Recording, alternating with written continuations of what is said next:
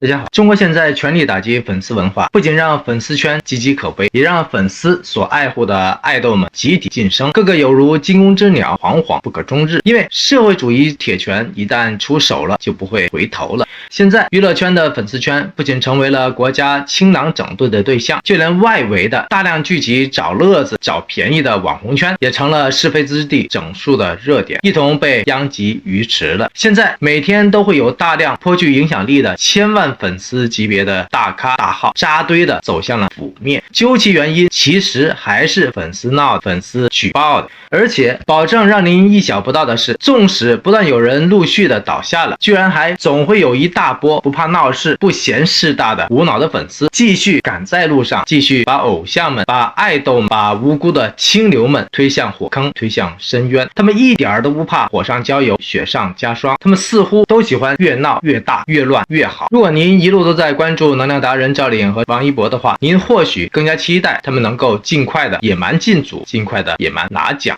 所以热爱阳光和正能量的您，千万别忘了继续的点赞、鼓励、支持和示爱，并留下您满满的祝福和心愿。因为爱和陪伴永远都不是一句话，而是一个行动。如果您感觉我在捆绑两个人，千万别误，其实我想捆绑的人实在是太多了。因为人生不易，清流难寻，正面阳光、积极向上、充满朝气和正能量的艺人们，如同天上的星星，投射在不同人的心里面，或许都是一丝的温暖和无限的安慰。所以我特别的希望您一同秉持求同存异的信念，一同为这些背上插满了暗箭、冷箭、黑箭的相当不容易的人加油鼓劲儿，一道传递人世间的温暖和彼此的祝福。因为充满人格魅力的人都倒下之后，剩下的就只有千篇一律的伪光正、样板戏和红宝书了。多谢您的支持和理解。9月2号，广电总局和网信办的最新红头文件一开，好事自然就来了。一大波来自草根的搞笑网红，或者自称是来自草根的带货网红，都啪啪啪的集体倒在了突的枪口之下了。其中包括低俗网红郭老师带货一哥辛有志，这些影响力不小的拥有100万粉丝、1000万粉丝甚至于上亿粉丝的网红人物被射死或者说半射死，到底冤不冤呢？这其实我不想置评，因为良莠参差，无法一概而言之。例如特别喜欢炫富的亿万小哥辛有志，我就曾经在视频当中多次的提到过了。特别喜欢自称是农民的他，高调张扬的比土豪还土豪。比起真正的农民的孩子，赵丽颖真的是一个在天，一个在地。所以这次他第2次因为张扬而倒下，我一点都不意外，因为他第1次的倒下就是因为卖假货，而且还死不认错，结果闹大了。如果您感兴趣的话，可以重温一下我之前的更加详尽的视频。有意思的是，您可能万都想不到的是，跟顶流艺人步步惊心、惊弓之鸟的害怕的心态相比，无脑而且心大的，甚至可以说是完全无所畏惧的疯狂粉丝们，却始终保持着旺盛的战斗力，不断的换着法子去挑战权力机构，去把事情闹大它。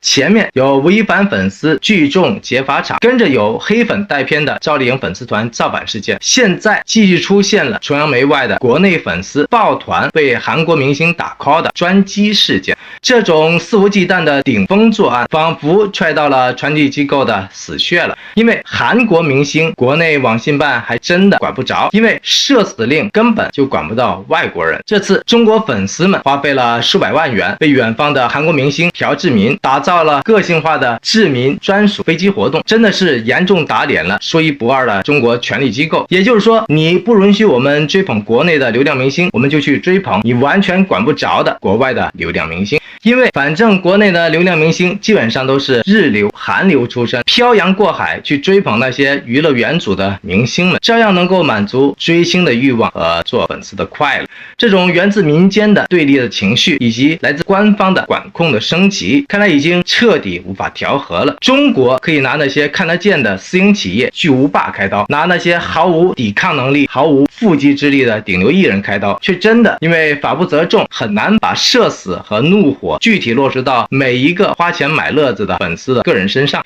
于是我可以想象得到官方的无力感和无奈感，而这种无力感和无奈感只会更多的转移到那些特别容易处理的、特别容易立威的明星们、艺人们的身上。所以赵丽颖、王一博们跟粉丝会、后援会彻底的割裂、断臂求生，真的是太重要了。因为保不准哪天没有走完自保3部曲的明星们，依旧有可能而且还是极大的可能会被粉丝们有意无意的牵连到了。因为粉丝可以任性，爱豆无法任性；粉丝可以造反，偶像没法造反；粉丝可以选择不同的顶流，而顶流则无法选择不同的命运，这就是关键。另外，我个人觉得这些有钱的粉丝这么舍得花钱给外国人，为什么不多跟王一博、赵丽颖这些正能量满满的艺人们多做一些有益于社会社区、有益于灾区灾民的事情呢？一举多得，多做善事，为人为己，这样该有多好呢？当然，我也完全支持他们花自己的钱去找乐子的个人的选择和个人的自由，只是粉随正祖绝对是有道理的。表之名的中国粉丝花巨款去搞些妖艳粉红的门面的功夫，他们的爱豆恐怕也是好这口的人了。如果说中国的娘炮们被党媒官媒一锅端死得冤，那么这些韩国的娘炮们真的是兔死胡乐，坐收渔利。这个最新的事件其实也是对权力机构的直接的嘲讽，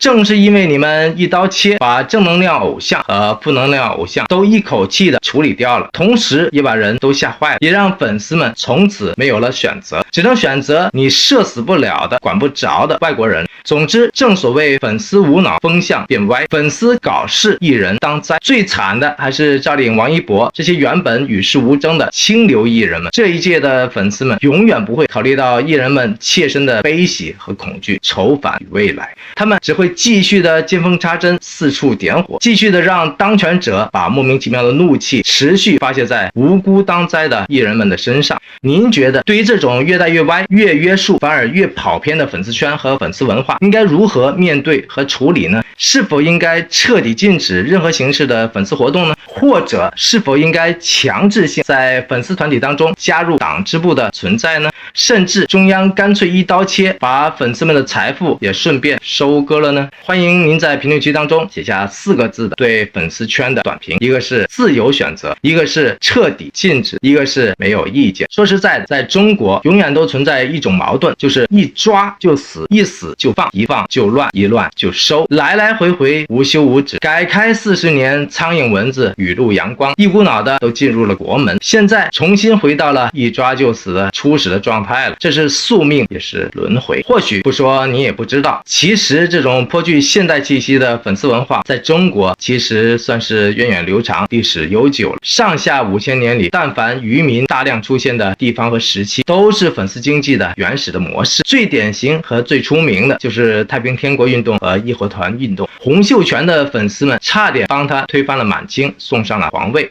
然而命运都很惨，而赵山多的粉丝就更加的惨了，一会儿扶清灭洋，一会儿又换了扫清灭洋，里外都不是人，处处都被人打，如同过街的老鼠一般。似乎现在喜欢不做不死的中国粉丝们命运也快跟老鼠一样了，因为如果中国的偶像全都倒下了，粉丝们就只能追国外的了；如果中国的国门关上了，那么粉丝们就只能追习大大了。另外一边厢，我想说的是，真的是有对比就有伤害。腐朽堕落的资本主义国家韩国自己制造出来的偶像明星，居然能够在中国从从容容的享受丰厚的粉丝红利，而那些辛苦打拼出来的中国的偶像明星却生活在战战兢兢之中，跟粉丝红利却越走越远了。而且让人悲催和无力的是，不仅未来的财富和名誉成为了镜花水月的同时，这些明星艺人们每天耕耘辛苦一生的过往的成绩和个人的财富，也抵不过一纸红头文件的威力和爆炸力，一切都能被射死，被均富。更加要命的是，这一切都极有可能在片刻之间就发生了，一切化为乌有，一切灰飞烟灭，而且还是让人死都死得不明不白的那种。赵薇就是超典型的艺人案例，或者说商人的案例。总之，成也粉丝，败也粉丝。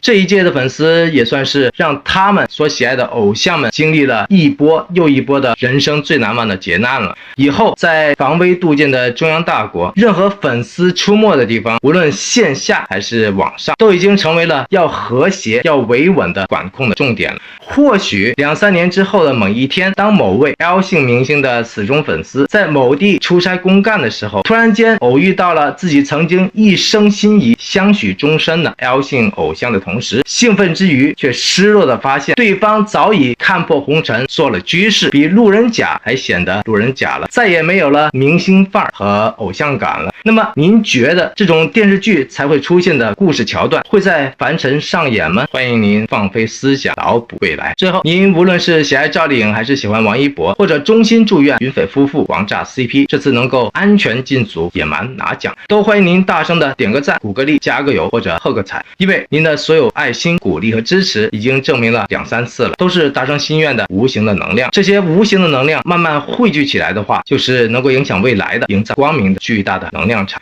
这种能量场终有一日会为您、会为我拨开云雾，迎来阳光，更会影响到更多的人，包括您所钟情和喜爱的人。世事难料，风雨飘摇，爱一个人就请时常的大声的说出来吧。同样，我也欢迎您点赞、鼓励、订阅、转发和支持频道，因为这里有爱、有光，也有盐。多谢您的一路的陪伴和宝贵的时间。